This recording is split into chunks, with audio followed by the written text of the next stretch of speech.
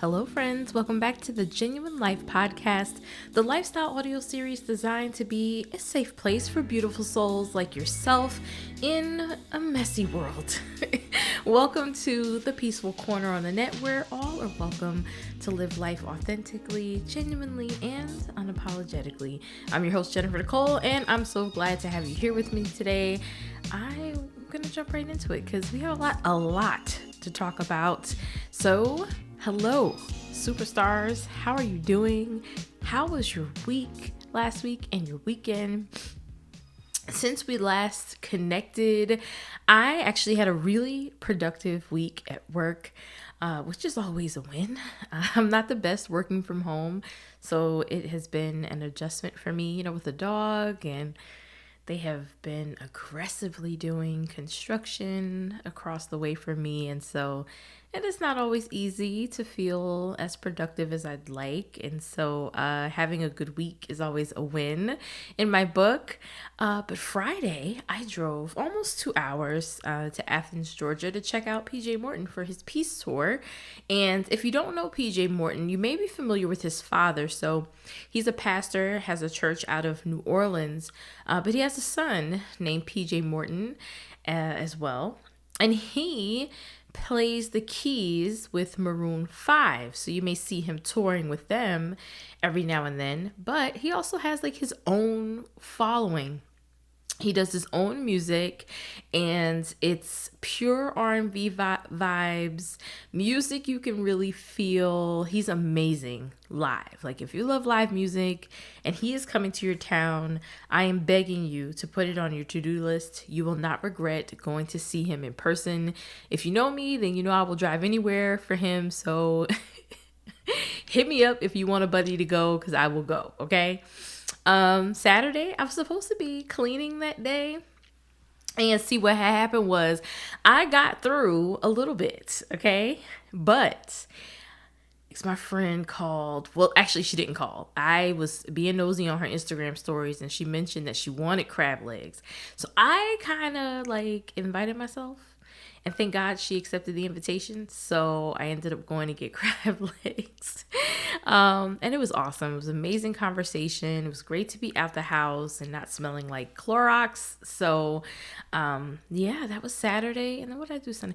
Sunday, first of all, it was such a gorgeous day here in Atlanta. I think we had hit 72 on Sunday.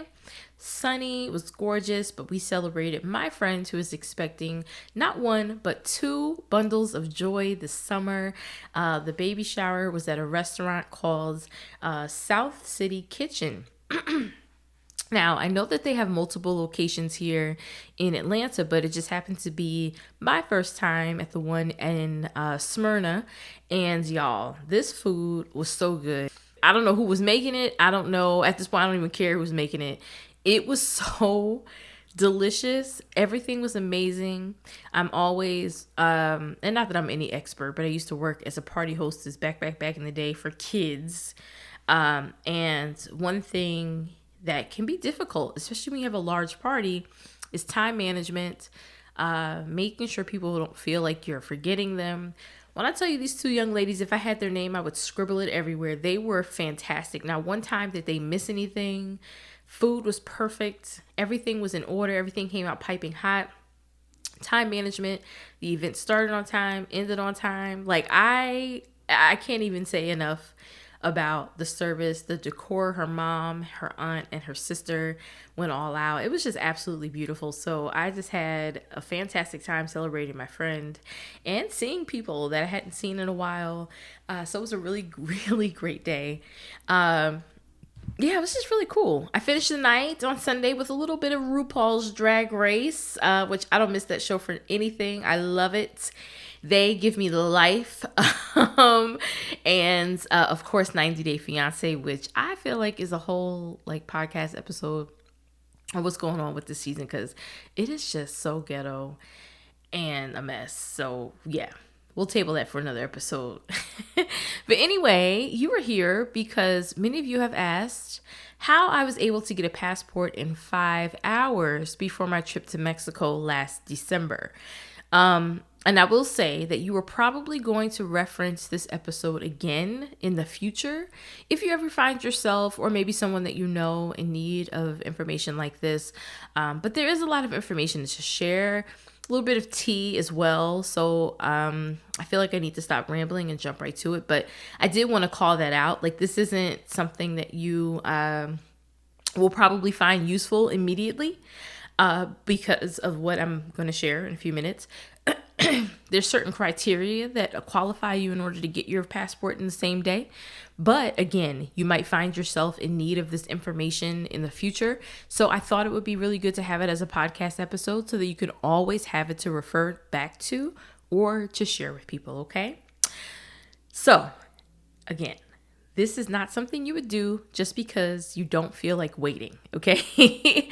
The passport agencies and centers, they offer two types of appointments when you are in need of getting your passport pretty quickly. It has to be either a life or death emergency service. So God forbid someone passes away and you need to travel internationally to attend services and you do not have a passport, or maybe your passport has expired, you would qualify for an appointment. Or an urgent travel service, meaning you are traveling within 3 days internationally. Okay. And you will need to be able to provide proof of your itinerary. So your trip has to be booked. This can't be something that you're thinking about doing.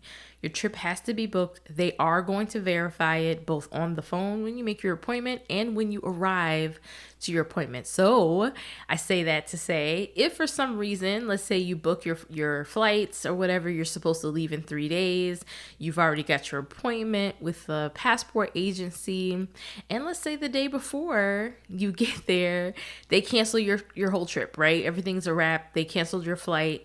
Your appointment for your passport will then be canceled as well. They will not take you.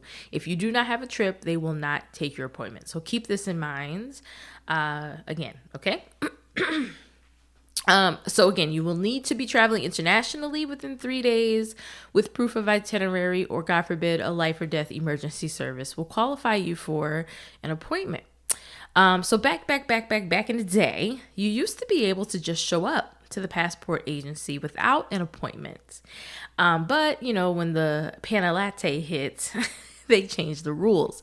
So just make sure you're checking the government passport site. I actually just checked it recently. So you do still need an appointment, but I would just encourage you to make sure that you're checking, you know, for if you're listening to this a year from now, things could be different. So just keep that in mind. In my case, my passport still hadn't arrived prior to my trip after sending in all of my documents. I did not want to take any chances. So the good thing is you are able to schedule an appointment up to 2 weeks in advance. But your appointment will be within 3 days of your departure. So we'll talk up a little bit more about that later. Okay. So I first learned of this benefit through good old TikTok, where they were instructing listeners, or, you know, people were saying that you would need to contact your local Congress office and share that you needed an appointment with the passport agency to obtain an emergency passport. I chose not to do that, and I just called the passport agency myself. But this is how I did it, and I'm going to share it with you step by step. Don't feel like you need to take notes. I feel like I talk slow enough for you to be able to do what you need to do and remember. And again, you know, this will be here for you. But anyway, first things first, 2 weeks before my departure, I called the passport office as soon as they opened. Okay, so if they opened at 8 o'clock, 7:59, I already had the number in my phone and my Twitter thumb was hovering over the green. Okay. You need to make sure that Twitter thumb is ready to work because they have limited appointments per office. So if you don't, you know, if you're not quick enough, you're going to lose your spot. Okay. You can't do that. So go ahead and have that thumb ready so that as soon as 8 o'clock hits, boom, you're in line. Okay. So you cannot play. Make sure you're in line, hit that button, make sure you're in line to call. Okay. Next, once a rep answered, go ahead and explain that you need a passport, why you need it, and then they will verify your travel information. So you make sure you have that information handy. They're going to ask you for your itinerary, where you're going, date of arrival, when you're coming back, all that stuff. Next, they will do their best to schedule an appointment at your local passport agency for the first/earliest available appointment, the one that's best for you. So they'll take a look at whatever, appointments are available within 3 days of you traveling. In my case, the only appointments in Atlanta that were available were on the day that I was scheduled to fly out of here. So I didn't want to take any chances, and I told them no. So then they moved to the next closest agency with available appointments. And in my case, it was New Orleans, NOLA, which I absolutely have no problem with. I love it there, and it's pretty close. So, of course, I took it. After you secure your appointment, they will then send you a very detailed email with information on what to bring, what happens if you're late. They actually encourage you not to come too early. You want to come at your scheduled appointment time because they kind of stagger everyone in there. The cost, what forms of payments they accept. They accept different forms of payment versus if you were to mail all of your information in. Code of conduct while you're at the agency. They encourage you to keep your phones on silent or off. It's like kind of creepy. Not creepy, but they want it quiet in there. So you're going to read through all of this. And when I tell you guys, I was obsessing at one point, it was literally like a bedtime story for me. Like I was reading the email every night to make sure that I was checking things off the list, that I wasn't forgetting anything. And they give you a checklist. So after that, you want to go ahead and get your passport photos taken. I went straight to Walgreens. I had mine done in under 30 minutes. So, get that taken care of and out of the way. They also attach the application for you. Go ahead and complete that, fill it out, and have that attached and ready to go. I will tell you, for my people out there who went through a divorce, if you are carrying your married last name, you want to make sure that your divorce decree is the entire divorce. I apparently did not bring all of the documents, and I am so grateful that they still took me that day. I did bring my divorce decree up there because I wanted my passport under my maiden name. But apparently there was like 30 more pages that I was supposed to ask for that I didn't know of. And so there's something that declares that you're able to return to your maiden name, ladies. And so I did not know that. I thought just providing a divorce decree was enough to show that I was able to go back to my maiden name. That is not true. So they actually put my passport in my married name. So just keep that in mind. If you're trying to drop that married name, you want to make sure all of that is taken care of. I just wanted to throw that in there in case anyone, is going through that. You want to make sure you have every single piece of paper possible. Because I do believe I got very lucky with the person that assisted me that day. I do believe she could have turned me away because my name did not match the documents or the appointment. But she was just so super nice. Gave me, it did not match the appointment, but I had other documents that matched the name that my passport's in. Just wanted to throw that out there in case, don't fire the girl. She did her job. I'm legal. But yeah, so just wanted to throw that out there. So now you've got your passport photos, you have your application, you are all set, your appointment is booked. I went on ahead and booked my flight and my hotel. And let me know, I didn't want to bore you with this part, because everybody's not going to travel to New Orleans. If you find yourself having to travel to NOLA for your passport, just let me know. I'm happy to share information on where I stayed. I actually stayed at a hotel that was within walking distance of the passport agency. So when I checked out, I literally wheeled my luggage up the street 2 or 3 blocks and was able to walk. So just let me know if you're interested. I just don't want to put that in here because, again, everybody's not going to go to New Orleans. So I don't want to enter in any unnecessary information. But yeah, So I arrived the night before because I wasn't taking any chances, and my appointment was scheduled for 9:15 a.m. So I really wanted to make sure I was early. But the day that you arrive, you want to again just verify that you have everything. You're gonna walk in, and they have different stations. So the first station is obviously security. You're gonna walk through. They're gonna check your bags and all that good stuff. They also verify your name is on the list. So it will verify your appointment time, check your ID, you'll go through security, and then the second station is verifying your documents. So that person is going to make sure that you have every single thing that is required to get a passport. Once you're cleared there, you'll wait and you'll kind of stop at this third station, which I kind of dubbed as like the final stop. This person really went through my documents, asked questions, and then I had to like raise my right hand and say like a pledge.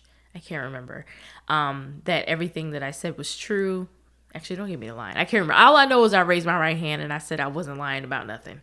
So that happened, and I did have to then at that time pay a fee. So you will pay all your normal passport fees and an additional $60 expedite fee. So my total was $225. So yeah, it's a little pricey obviously, but it was worth it considering the situation I was in. I was flying out in 2 days, so I needed it. Overall, it was a seamless process, and I am super grateful that I was able to do it. However, there is a lesson here, because is it really life if we don't learn anything from it? No. Okay. Please don't procrastinate. Okay. Yes, this is super cool that I was able to get my appointment was at 9:00. By 2:00, I was walking out of there with my passport, and I was on my plane on Thursday, headed to Mexico, living my best life. Yes, it's great. Did I need to do it? No. I knew I was going to Mexico back before I booked the trip, right? So get your documents in order, and don't wait. And this is not even just about passports. This is about life, right? Now, listen, this is coming from procrastinator Patty herself. I will procrastinate until the end of time and wait until the last hour to do something. So this is something that I am actively working on. But I think when I think back on things like this, I also spent a lot of unnecessary money, right? A flight, a hotel. I had to pay extra in fees, Uber rides, food. And while I had a great time in New Orleans, it wasn't necessary, because then 2 days later I turned around and I had to fly back out again. That's more money that I had to spend. So yeah, I just think in life in general, procrastination can lead to unnecessary spending, right? Or just unnecessary anything, unnecessary time being spent, making up time that could have been, put toward planning and preparing so that you did not have to make up time. So that's all. I just wanted to throw that out there. And again, if you have any questions at all, you know where to find me. But I hope you're doing well. That'll do it for this episode. As always, feel free to comment, like, share, subscribe, and or leave a review. This, of course, will help us help others make sure that they're living a genuine life as well. If you're not connected with me on Instagram, that is really where I hang out. So feel free to join me over there. I'm always posting stories or commenting under something. So would love to hear from you. And keep in mind, all engagement helps boost the Genuine Life podcast, so it just helps get me in front of others. And if you need anything, let me know. In the meantime, don't forget to journal. Make sure you're meditating. Take deep breaths. I've been really working on being intentional about taking a pause, breathing deep, and remembering that you got this. Okay? Enjoy the rest of your week. Toodles, and I'll see you right back here next Monday, not Tuesday, next Monday. I'm only doing this today because your girl procrastinated, okay? I'm a pure comedian. No, I'm not. I'm not a comedian. That wasn't funny. Don't procrastinate, okay? I will be back here next Monday, not Tuesday, okay? And I will see you right back here with me, okay? Enjoy the rest of your week, and I will talk to you soon.